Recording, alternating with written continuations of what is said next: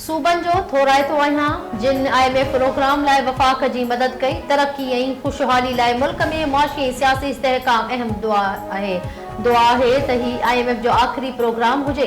वज़ीर आज़म शहबाज शरीफ़ जो एपेक्स कमेटी जो इजलास खे ख़िताब चयाईं मुल्की तरक़ी लाइ वफ़ाक़ ऐं सूबनि खे गॾिजी कमु करणो पवंदो, टैक्स जो दाइरो वधाइणो पवंदो। वज़ीर आला सिंध जो पोलियो लाइ वॾियूं कोशिशूं आहिनि, मुल्क में परॾेही सीड़पकारी तरजी आहे।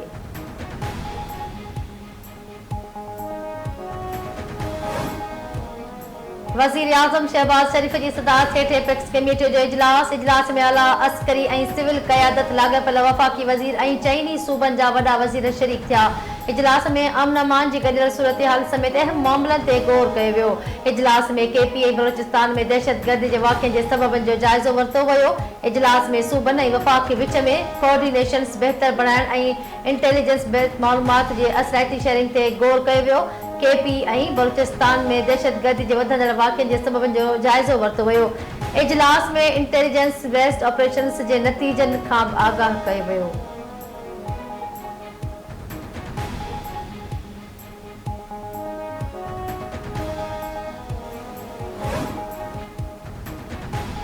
वफ़ाक़ी सरकार जो शुगर मिल्स ऐं शुगर डीलर्स बाबति वॾो फ़ैसिलो। वज़ीर आज़म शुगर मिल्स में कैमराउन लॻाइण जो फ़ैसिलो। FBR FIA ऐं IB खे खंड विकिरो में टैक्स चोरी ख़िलाफ़ कार्रवाई जी हिदायत। वज़ीर आज़म पारां बिना दस्तावेज़ सेल्स ऐं अघनि में वाध रोकण लाइ गॾियल कार्रवाई जो हुकुम। वज़ीर आज़म चयो त टई इदारा शुगर सेक्टर में सेल्स टैक्स चोरी रोकण यकीनी बणाइनि। टैक्स चोरी ऐं ज़ख़ीरा अंदोज़ीअ में मुलविस मिल्स मालिकनि ख़िलाफ़ सख़्त कार्रवाई कई वञे। आलमी दिफ़ाई निमाइश आइडियाज़ 2024 अॼु खां कराची एक्सपो सेंटर में शुरू। बचाव वारे वज़ीर ख़्वाजा आसिफ चयो आहे त आइडियाज़ 2024 इलाक़ाई गेटवे साबित थींदो। पाकिस्तान दुनिया में अमन जे क़याम लाइ निरालो किरदारु अदा करे रहियो आहे। इलाक़ाई अमन ऐं समाजी इक़्तिसादी तरक़ीअ लाइ राब्तनि खे हथी ॾियणु ज़रूरी आहे। पब्लिक प्राइवेट सेक्टर दिफ़ाई पैदावार में अहम किरदारु अदा करे सघनि था। DG डीपू मेजर जनरल असद नवाज़ जंजवा निमाइश में शरीक थींदड़ महिमाननि खे भलीकार कंदे चयो आहे त दिफ़ाई निमाइश अहमियत जोगी आहे। निमाइश सां मुल्क जे दिफ़ाई ऐं सनत खे हथी मिलंदी। दिफ़ाई निमाइश मुनक़िद करण ते हथियाबंद फ़ौज जा थोराइता आहिनि। अहिड़ी क़िस्म जी निमाइशुनि सां मुल्क जे दिफ़ा खे सनत खे हथी मिलंदी।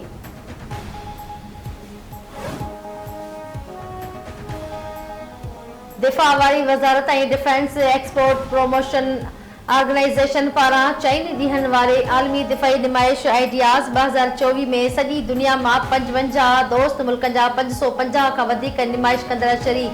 चीन ऐं तुर्की जे दिफ़ाई निमाइश में ख़ासि तौर शिरकत। ईरान, इटली, बर्तानिया पहिरियों भेरो निमाइश में शरीक थींदा।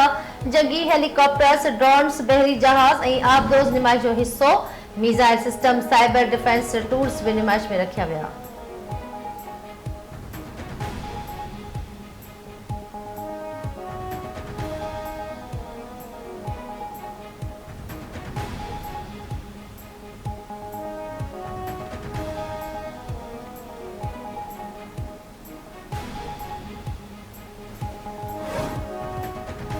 कराची में आलमी दिफ़ाई निमाइश आइडियाज़ 2024 सबब हिफ़ाज़ती क़दमनि तहत कलम 144 लागू। 24 नवंबर ताईं हिकु हफ़्ते लाइ शहर में 5 खां वधीक माण्हुनि जे गॾु थियण, मुज़ाहिरनि, रैलियुनि ऐं जुलूसनि ते पाबंदी लॻाई वई। नोटिफिकेशन जारी। आलमी निमाइश आइडियाज़ लाइ ट्रैफ़िक प्लान बि जारी। स्टेडियम फ्लाई ओवर खां हसन स्क्वायर ताईं वेंदड़ रोड शाम 7 वॻे ताईं बंदि रहंदो। यूनिवर्सिटी रोड हसन स्क्वायर खां नेशनल स्टेडियम वेंदड़ रोड बंदि कयो वियो। मिलीनियम मॉल खां स्टेडियम रोड ते बि ट्रैफ़िक जी दाख़िला ते आरज़ी पाबंदी लागू।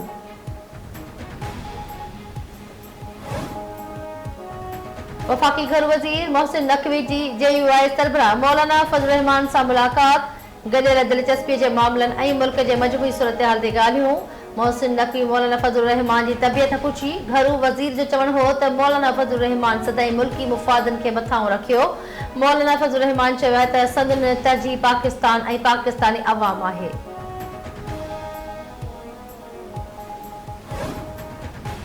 सुप्रीम कोर्ट जे आइनी बेंच में हिकु वाक़िए ते 2 FIR दाख़िल करण वारे केस जी ॿुधणी।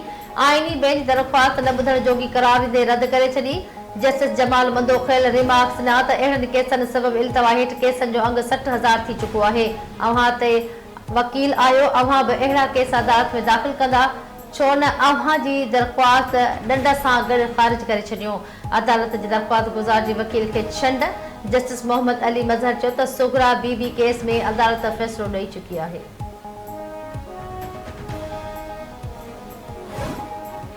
24 नवंबर जे एहतजाज सां कुझु न निकिरंदो। 24 नवंबर ते पाणी जो फोकड़ो ठहण वञी रहियो आहे। ॿियो कुझु नाहे थियणो।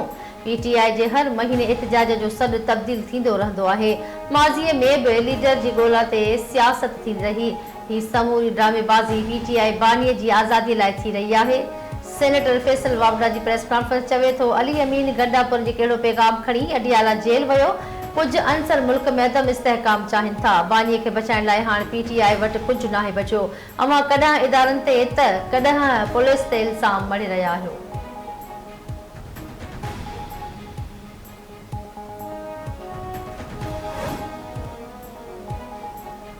बंदूक जे ज़ोर ते ॻाल्हि नथी मञराए सघिजे। पीटीआई वारा मुल्क में ॾफेड़ चाहिनि था।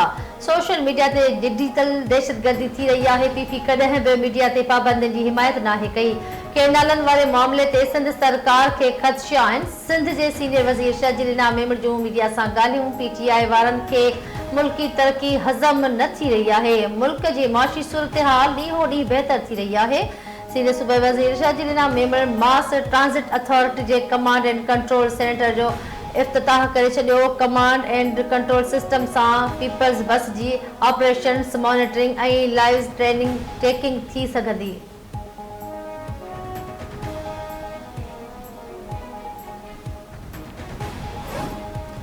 सिहत वारी वज़ीर डॉक्टर अज़रा फज़ल पेचूहो ॿारनि खे बिग कैच टुका लॻाइण वारी मुहिम जो इफ़्तिताह करे छॾियो। सूबाई वज़ीर डॉक्टर अज़रा फज़ल पेचूहो जो चवणु आहे त हीअ मुहिम 28 ॾींहंनि ताईं जारी रहंदी। जेका ॿार पोलियो जे ख़ात्मे वारे वैक्सीनेशन खां रहिजी विया आहिनि उन्हनि खे वैक्सीनेशन कई वेंदी। इन सां ॿारनि जी हिफ़ाज़त थींदी।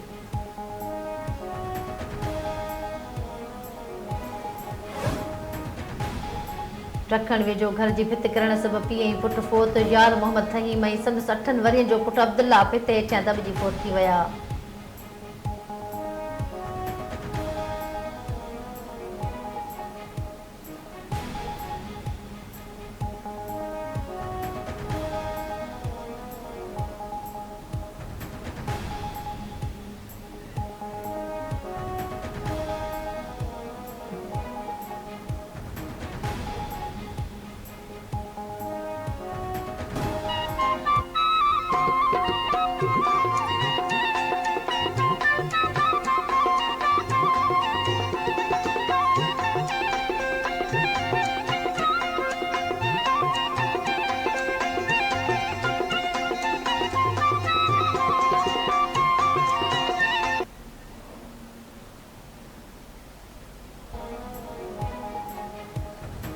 ऐं 1 डिसंबर ते धरती टीवी नेटवर्क जे सॾ ते सहप ऐं रवादारीअ वारी सिंध जे सिरे हेठि सक़ाफ़ती ॾियारो मल्हाइण जूं सरगर्मियूं जारी। सिंधी टोपी अजरक पटके ऐं ॿियनि सक़ाफ़ती शयुनि जी ख़रीदारी में वाध। मुख़्तलिफ़ शहरनि में क़ौमी ईद जी आजियां जे सिलसिले में तक़रीबूं। सक़ाफ़ती ॾियारो भरपूर नमूने मल्हाइण जो अज़म।